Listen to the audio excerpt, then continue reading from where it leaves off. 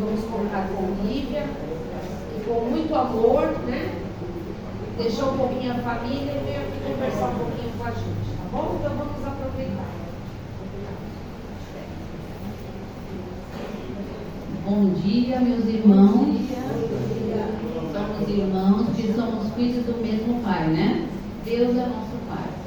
Um prazer estar aqui novamente nessa casa bendita, maravilhosa, em que a gente sente uma energia positiva, uma energia da espiritualidade do bem que vem aqui para nos assistir, para estudar conosco também, porque nós vamos estudar, né? Não é uma palestra, é um estudo. E nós vamos aprender um pouquinho mais, né? Às vezes coisas que a gente já sabe, às vezes coisas novas, mas a gente sempre tem alguma coisa a acrescentar, né? Hoje nós estamos num domingo maravilhoso, com esse sol. Nós devemos de agradecer a Deus por podermos ter esse tempo maravilhoso aqui, juntos, né? Podendo vir aqui, porque tem muitos que queriam até estar aqui, mas por algum motivo não puderam, né? Mas eu agradeço a todos a presença de vocês aqui, tá? Hoje o meu tema vai ser a Páscoa para os Espíritas. Por que eu escolhi esse tema? Porque a gente sabe que a Páscoa, ela é uma festa de algumas religiões e para o Espiritismo ela tem um significado um pouco diferente. Mas antes eu vou começar a mostrar para vocês a historinha que veio, né, que surgiu da Páscoa. Então, a Páscoa, na verdade, ela era uma festa judaica, né, do povo judeu. E o que ela representava? Ela representava, a palavra Páscoa vem do hebraico, que quer dizer libertação. A libertação do povo dos judeus do Egito, que eles ficaram lá 400 anos escravos daquele povo, né? Eles foram conquistados pelo Egito e eles ficaram lá como escravos. E quando eles conseguiram a libertação, que é aquela história do Moisés, que conseguiu retirá-los de lá, né? Através do mar Vermelho, que eles conseguiram passar, né? O mar se abriu, e aí eles iam para a terra prometida, e uma terra que eles tinham promessa, né? Da espiritualidade maior, né? Recebida através dos profetas, que eles teriam um lugar para eles ficarem, porque eles não tinham, né? Eles eram escravos ali. E eles comemoram a Páscoa, esse momento de libertação, né? Então tem muito significado. Na Páscoa, o que eles comem? Eles comem pão ázimo. O que é pão ázimo? É um pão que não tem fermento. E por que eles comem pão que não tem fermento? Agora, vamos ver, depois de muitos anos, continuam comendo pão ázimo na Páscoa. Porque na época que eles fugiram do Egito, eles tiveram que fazer o pão muito rápido. E eles não tiveram tempo para pôr o fermento, para a massa crescer. Então, eles tiveram que ir embora naquele momento, senão a oportunidade de ir embora, eles perderiam, né? Então, o que isso ensina a nós? Ensina que a gente tem que aproveitar as oportunidades da vida. A gente às vezes tem uma oportunidade de melhorar, uma oportunidade de ter um emprego, várias oportunidades aparecem e a gente fala assim, amanhã eu vejo, amanhã eu penso nisso, amanhã eu faço. E às vezes era só aquele momento, eu só tinha aquele momento para eu escolher. E eu fico parado no escolho, né? Fico esperando e aí aquilo passa, a oportunidade da gente passa. Agora, na questão de melhoria, de nós melhorarmos como pessoas, não passa. É a vida toda da gente, é toda a encarnação e nós temos a oportunidade de melhorarmos. Por que nós vamos melhorar? Porque quem vai colher o fruto somos nós mesmos. Nós não temos como melhorar o outro, nós temos que melhorar a nós mesmos. Nós podemos até dar um ensinamento, conselhos, mas se ele não quiser, ele não vai melhorar. Nós podemos melhorar a nós mesmos. Então, isso é que nós temos que fazer. Nós estamos aqui nesse planeta para nós melhorarmos. Se cada pessoa melhorar como pessoa, o planeta inteiro vai melhorar, né? Então, isso é uma coisa que nós devemos sempre pensar. Eles também comiam, né? Comem como a lei deles, lá, como a norma deles, eles comem o pão ázimo e também comem né, nessa época a erva amarga.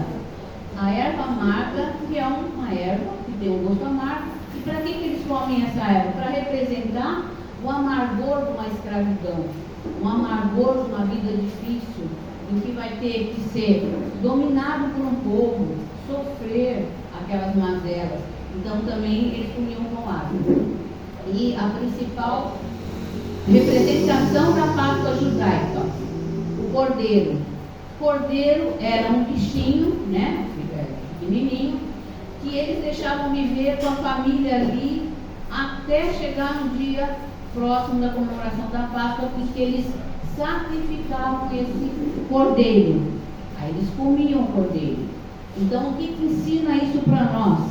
Ensina o desapego. Você já imaginou a gente ter um bichinho ali com a gente vários dias e a gente depois tem que sacrificar para nós comermos? É uma lição de desapego. É o desapego que a gente tem que ter.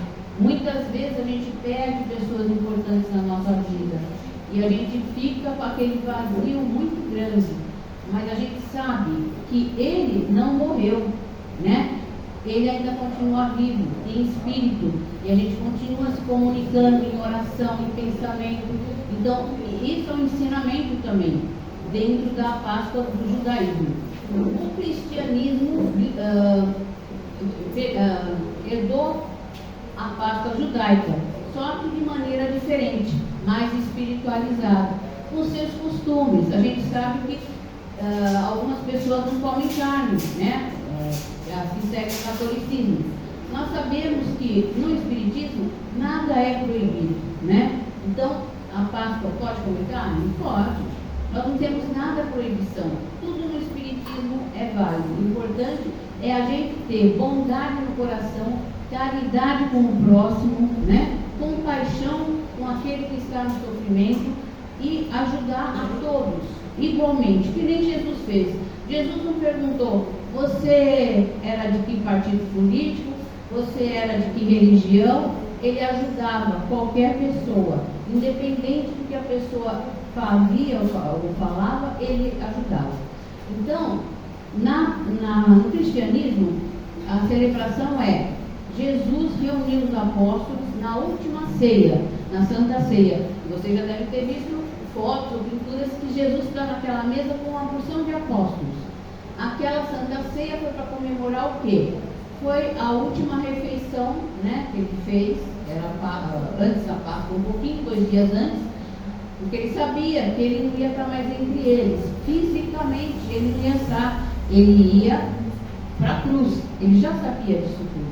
Então ele chamou os apóstolos para fazer essa última ceia, em que ele trouxe muitos ensinamentos, além do que ele já tinha trazido, através das parábolas, dos exemplos, porque Jesus ele não só fazia teoria, não é como a gente fala, mas na hora da prática a gente esquece ou não consegue.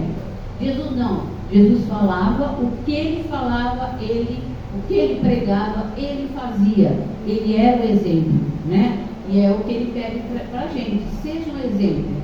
Não adianta você falar, que nem, por exemplo, eu estou com um cigarro aqui, ó, estou fumando, eu falo para o meu filho assim: filho, não fuma, fumar faz mal. Aí meu filho fala: ué, você está com o cigarro na mão? Eu estou dando a teoria, mas não estou fazendo a prática. O que eu vou cobrar uma pessoa que eu mesma não faço? Eu tenho que dar o exemplo, né? Então nós somos exemplos vivos, né, aqui nessa encarnação, para que nós possamos fazer com que todo mundo seja melhor. Um dando exemplo, outro seguindo, né? Às vezes a pessoa fala assim: nossa, você se modificou tanto, você era uma pessoa arrogante, você era uma pessoa que se achava melhor que todo mundo, por que agora você está diferente, está humilde? Onde você tem ido? Eu tenho ido no centro espírita, eu estou aprendendo muitas coisas, porque o centro espírita, ele se baseia no Evangelho de Jesus e nas lições que Jesus nos ensinou. Então, o centro espírita modifica às vezes as pessoas, aí a gente está dando exemplo. Não adianta falar: vai no meu centro que lá é bom, eu falo para o meu vizinho, para a minha vizinha, aí ela fala assim: essa daí só fala desse centro, De repente ela fala: nossa, mas está diferente, ela está mais paciente, ela está mais tolerante, ela está mais caridosa. O que aconteceu com ela? Ah, ela foi no centro, né? Então eu vou lá também, eu quero ver como é que funciona lá. E aí vai ver que são todos os ensinamentos de Jesus. Então a gente deve ser o exemplo. O exemplo mostra muito mais do que as palavras, né? Francisco de Assis falava assim, que pregue o evangelho, mas se for necessário, use as palavras. Por quê? Porque as palavras são boas, lógico, mas o melhor é a gente exemplificar, a gente dar o exemplo do que a gente estuda, do que a gente aprende aqui, né? E então nós temos muitos ensinamentos ali na Santa Ceia. Um dos ensinamentos muito interessantes é o seguinte: Jesus foi lá, sentou com os apóstolos e pegou o pão e foi repartindo e dando um pedacinho para cada um. O que ele ensinou aí? Ele ensinou que nós devemos ter alguma coisa e repartir com o nosso irmão, tá? Então tem um ditado que fala assim: se eu tenho um pão, eu tenho meio pão. Por quê? Essa outra metade vai ser para aquele meu irmão que está precisando, vai ser para aquela pessoa que eu tenho que repartir. Então eu não tenho um pão inteiro, eu tenho meio pão, porque a outro 50% do pão eu vou dar para aquela pessoa que está necessitada. Isso em questão de pão, de qualquer coisa, tá? Eu tenho um pacote de arroz de 5 quilos, eu não tenho 5 quilos de arroz, eu tenho 2,5 quilos ou até menos, eu tenho 1 quilo às vezes. Por quê? O que eu tenho ali de 5 quilos eu vou repartir com meus irmãos, aqueles que não têm como comer, estão passando necessidade. Então, é uma lei da caridade, a lei da caridade que Jesus ensinou, repartir o que nós temos. Nós não precisamos de muito para sermos felizes, mas nós precisamos de ter a felicidade que a gente proporciona para o nosso irmão. Essa é a verdadeira felicidade. Tem pessoas que têm muito e não se sentem felizes. Por quê? Porque ela tem tudo só para ela, sabe? Ela é egoísta. Quando ela começa a repartir o que ela tem com o irmão, ela vê que a felicidade dela aumenta muito, que ela está ajudando alguém.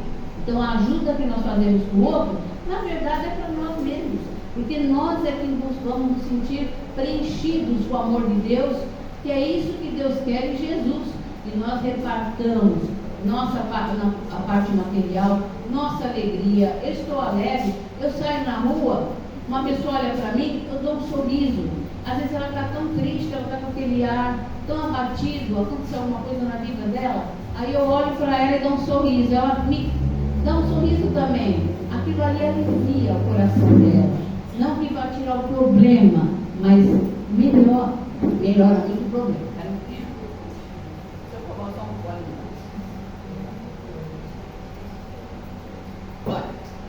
Outra coisa que Jesus nos ensinou, no dia lá da Santa Ceia, teve um outro fato muito interessante que ele nos ensinou. Ele ensinou a humildade. Como ele ensinou essa humildade? Ele pediu para os apóstolos sentarem e ele foi e lavou os pés de cada apóstolo, tá? Aí Simão Pedro, não aceitou, não queria que Jesus lavasse. Por quê? Imagina, o Senhor vai lavar o nosso pé, isso não é correto, né? Ele quis dizer que Jesus era muito maior que ele, não sei o que. Jesus estava querendo ensinar que nós devemos mais servir do que ser servido, que aquilo não humilhava ninguém. Não é humilhação você ajudar alguém. Ali ele estava querendo mostrar, ele até falou para Pedro: se você quiser pregar o meu evangelho, você vai ter que concordar com o que eu estou fazendo, lavar seus pés, porque você tem que ter humildade, principalmente. Você tem que ter humildade para levar a minha palavra, como Jesus sempre foi. Jesus sempre foi humilde, ele nunca foi arrogante, nunca foi orgulhoso. Então, outro ensinamento que ele deu, além de repartir o pão, ele podia dar um pão para cada um, né? Comprar um pão, dar um pão para esse, um pão para ele, não. Ele repartiu em pedacinho. E também lavou os pés dos apóstolos, como questão de humildade. É melhor servir do que ser servido. A gente se sente muito melhor de, por exemplo, chegar e dar um copo de água para uma pessoa. Muito melhor do que ela dar um copo de água para a gente. Por quê? Porque é tão bom a gente ajudar ajudar, é tão bom a gente servir, e foi isso que Jesus também quis nos ensinar. Então, nessa Santa Ceia, ele deu uma opção de ensinamentos. Outra coisa que ele fez, o primeiro pedacinho de pão que ele deu, sabe para quem que ele deu? Ele não deu para João Evangelista, que falam que é o discípulo mais amado, né? Que ele amava muito. Ele não deu para Pedro, que acabou sendo o líder, né? Dos apóstolos, para pregar o Evangelho. Depois que Jesus faleceu, né? Ele deu esse encargo para Pedro. Pedro, você vai ser a pedra, né? A pedra fundamental dos meus ensinamentos. Não. Ele deu para Judas. E Jesus, com a evolução que ele tinha, ele já sabia que Judas iria o trair, certo? E Judas não traiu porque ele era mau ou o que fosse. Ele traiu porque ele tinha uma outra ideia da pregação que Jesus fazia. Ele não entendia aquela lei do amor. Ele achava que tudo tinha que ser mais ou menos na base da luta, da força, né? Da união. E enganaram ele. E ele acabou denunciando Jesus. Mas Jesus já tinha no coração, sabia que ele ia ser o delator para que Jesus fosse crucificado.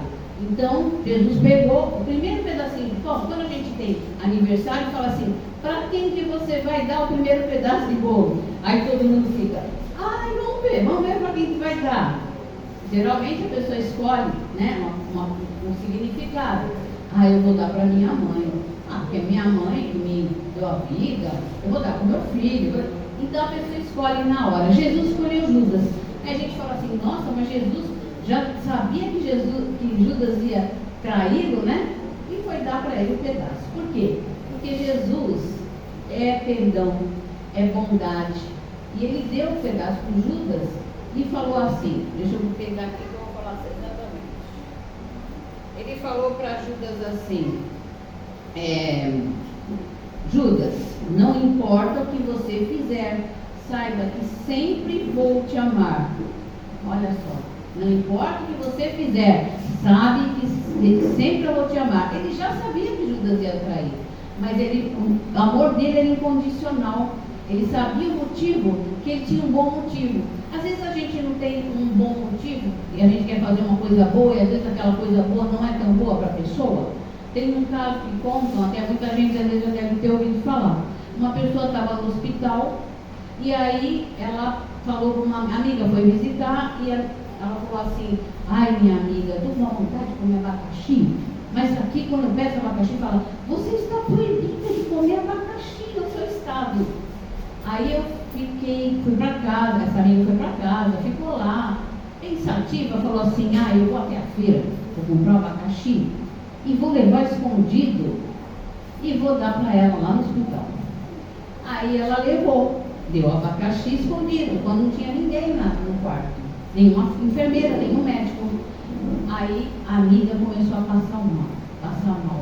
Se não fosse socorrida no momento, ela ia até acabar desencarnando. Então o que aconteceu? Ela teve uma boa intenção, mas ela não tinha o conhecimento. Então ela acabou fazendo de uma maneira, em vez de ajudar, ela atrapalhou. Foi o que aconteceu com Judas.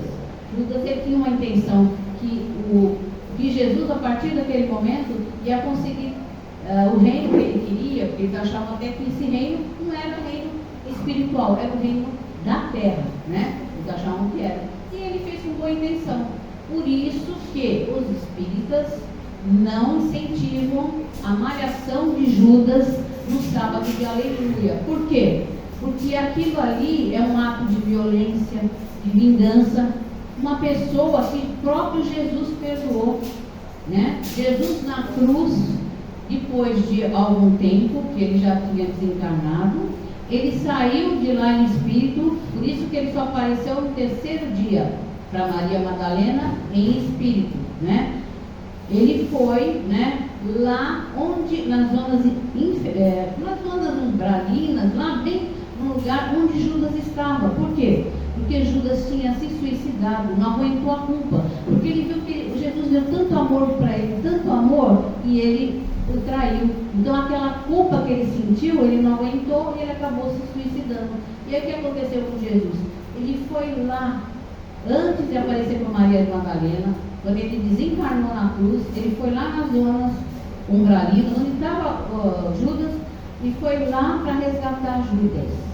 Então, é o amor incondicional que ele tinha. Esse amor, que é muito difícil para a gente. A gente tem, às vezes, alguém que faz alguma coisa para a gente não esquece, a gente não perdoa, a gente não consegue ter esse amor que Jesus tem. Então, nós estamos aqui para aprender esse amor incondicional, perdoar, né? Não carregar esse peso. Porque a gente fala assim, perdoei o outro, mas a gente perdoa, às vezes, com as palavras, a gente não perdoa de coração.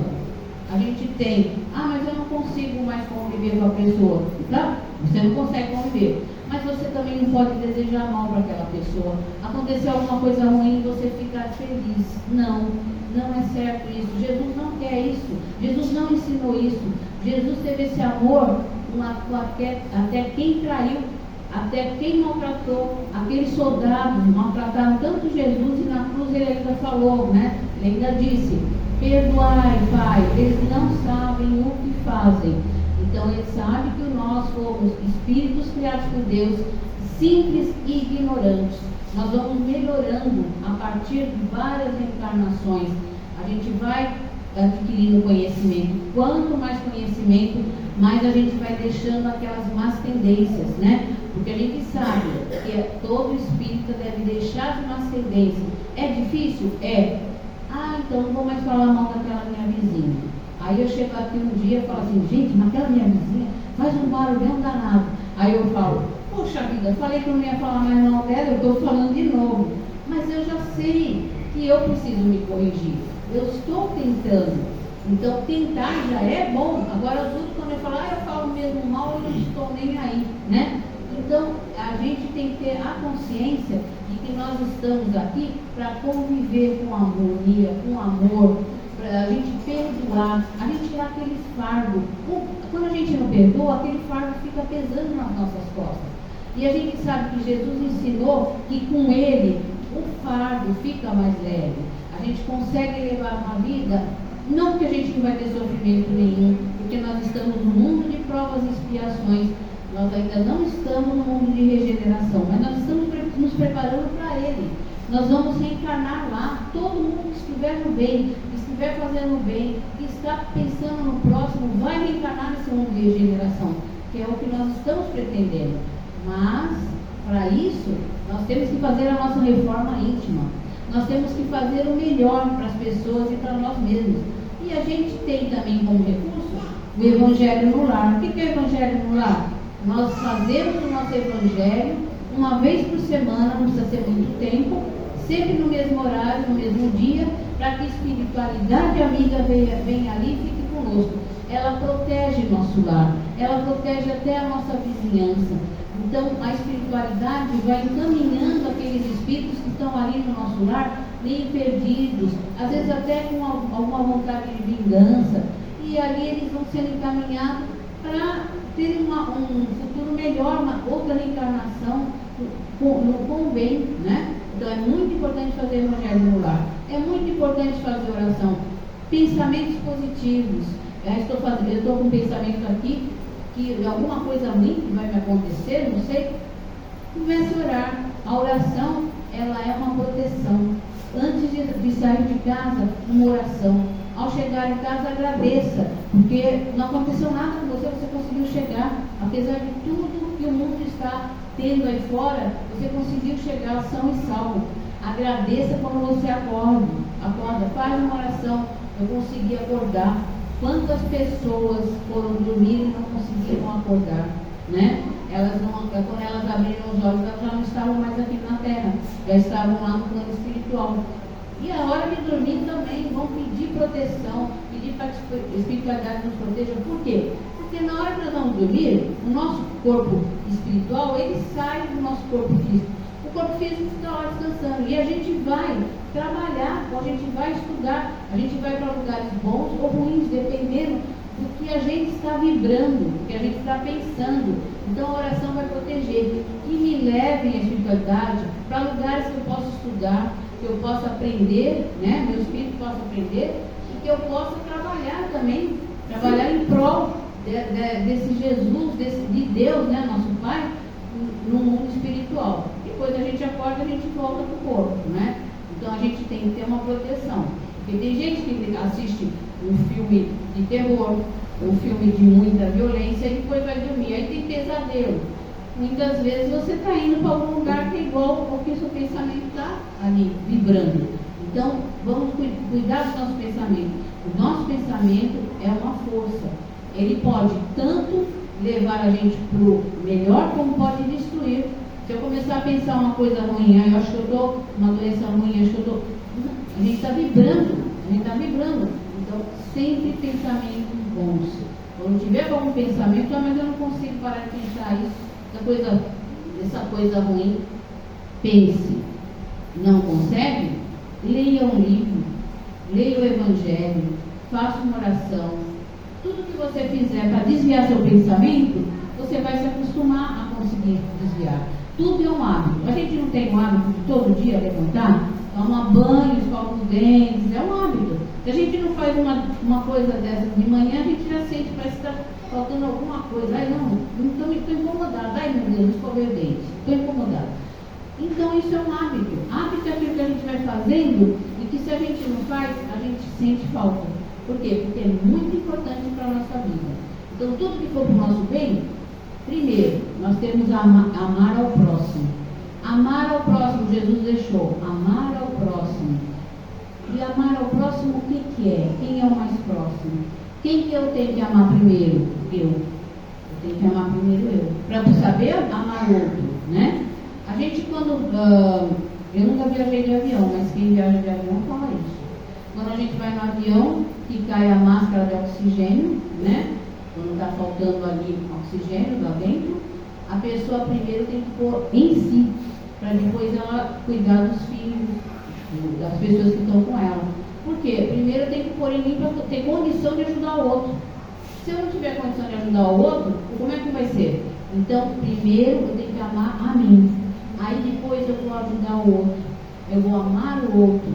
E Jesus falou na Santa Ceia que para os apóstolos, amem ao próximo como eu vos amei. Por quê? Porque ele deixou os apóstolos encarregados de levar a palavra dele para vários lugares, várias regiões. E por séculos e séculos, né? Porque até hoje a gente tem a palavra dele. Nós temos o Evangelho. Foi levando para várias regiões e hoje a gente tem o conhecimento do que ele nos deixou através dos apóstolos, né? E escreveram na Bíblia, né? O Mateus, o Lucas, o Marcos e o João deixaram lá tudo que foi vivido por Jesus, todos os ensinamentos, as parábolas, tem tudo lá. Mas se a gente quiser saber, é só a gente ler. A gente lê os evangelhos e a gente está por dentro de tudo que Jesus nos ensinou.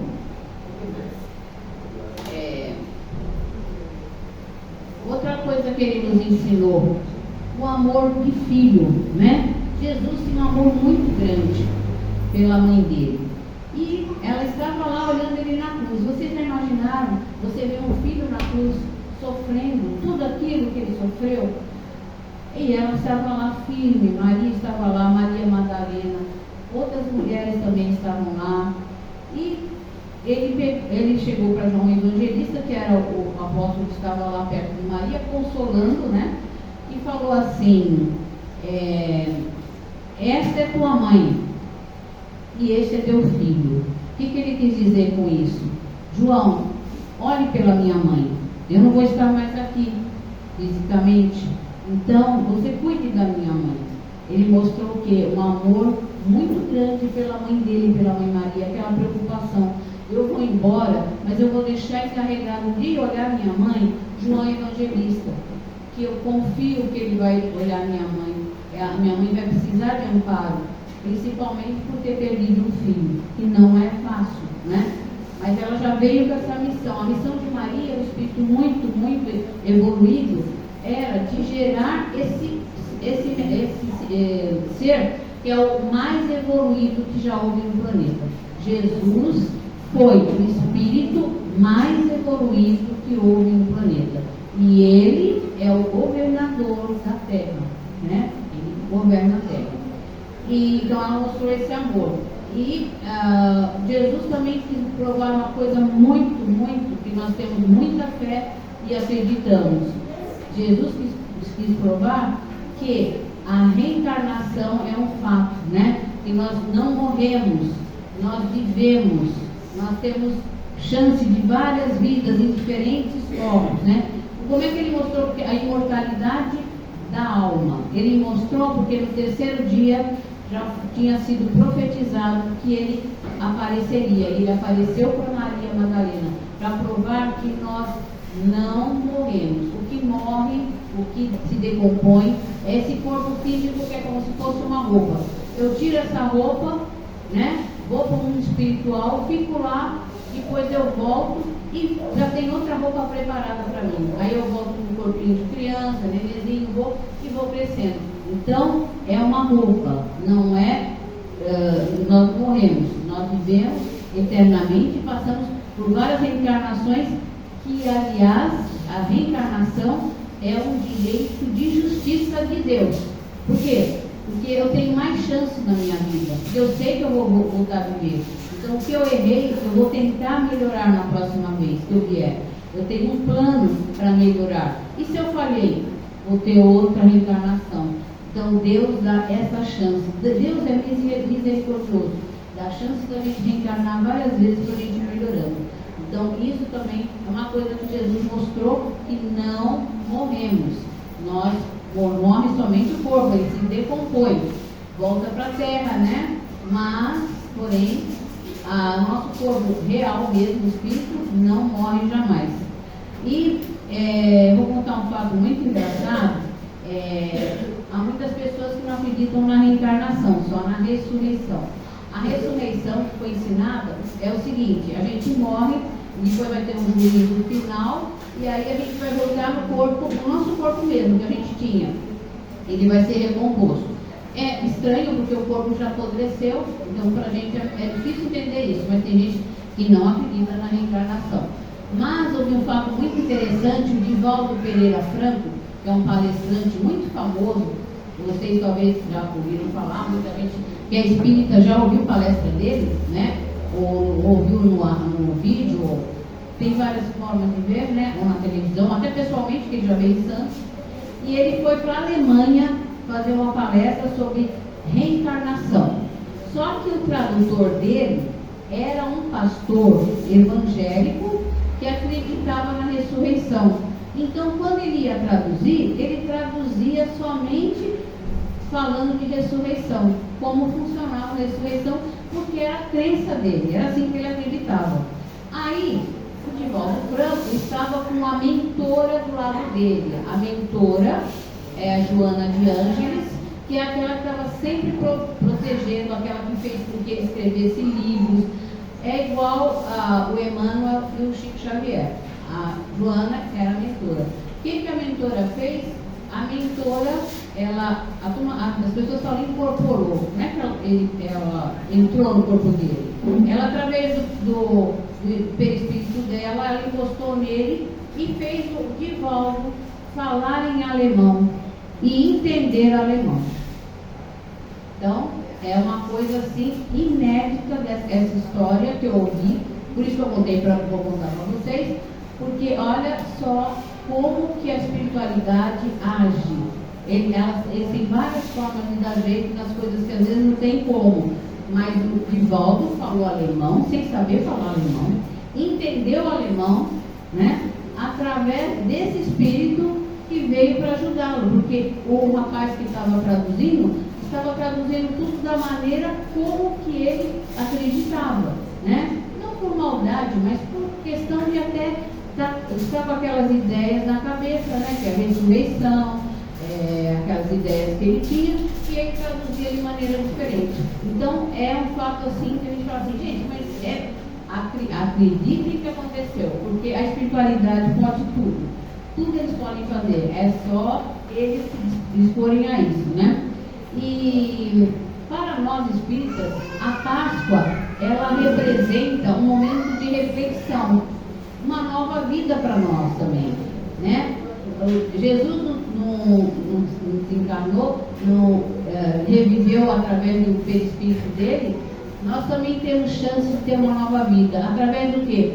Através da nossa reforma íntima. Vamos tentar reformar, vamos tentar evoluir, vamos tentar melhorar. É isso que ele quer da gente. Se a gente conseguir, nossa, nós vamos ter a chance de ir para um mundo de regeneração. O mundo de regeneração é um mundo em que as pessoas só vão ver o bem. Tem um pouquinho de mal também, mas é muito mais o bem que vai prevalecer. Já pensou ver um mundo assim, onde todo mundo é bom, a gente não desconfia de ninguém, todo mundo se ajuda, todo mundo é irmão, que nós somos irmãos mesmo. Às vezes a gente não se comporta como irmãos. Nós somos irmãos porque nós somos filhos do mesmo Pai, que é Deus, né? E a gente, como costume, a gente teve a Páscoa com os ovos de Páscoa, né? A gente está vinculado a essa história dos ovos de Páscoa.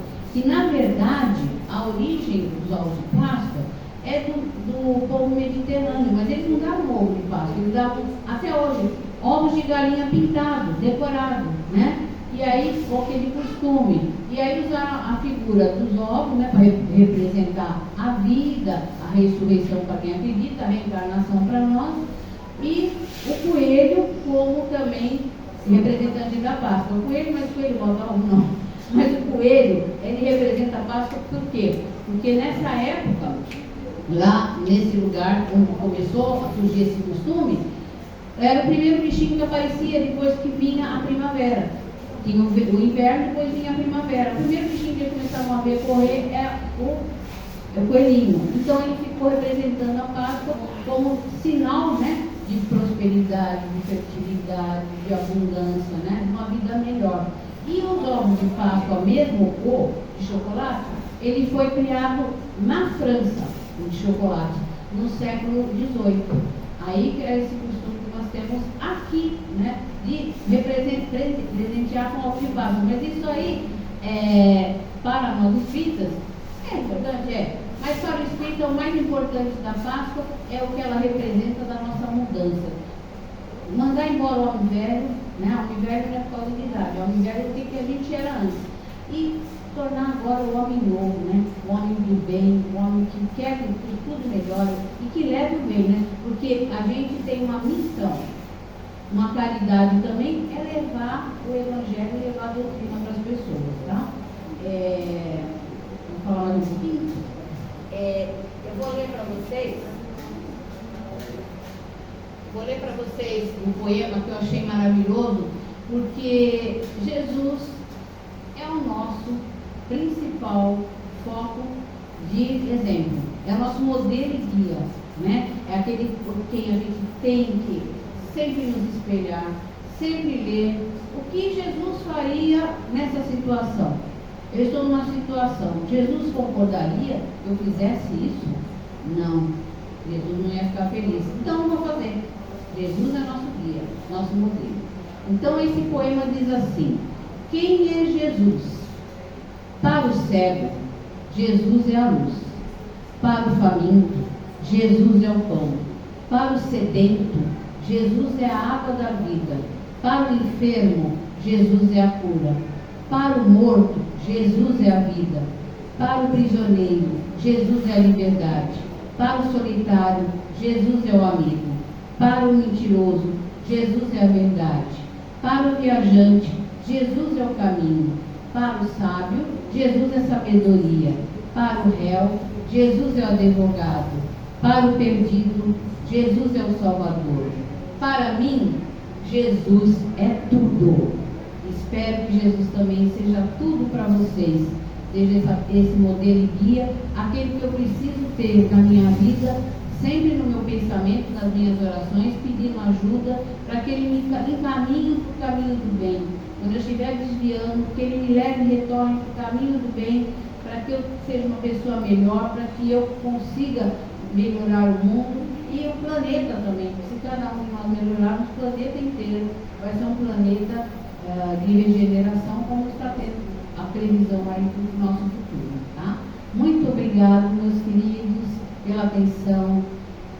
Espero estar em outras vezes aqui nessa casa maravilhosa. Adoro essa casa, acho a energia aqui maravilhosa. A espiritualidade está aqui conosco, nos amparando, e que vocês sejam muito felizes, que a Páscoa de vocês seja a Páscoa da reflexão, do pensamento, do bem, que nós continuemos nessa casa aqui para nós levarmos mais pessoas, né, para o caminho que Ele nos ensinou.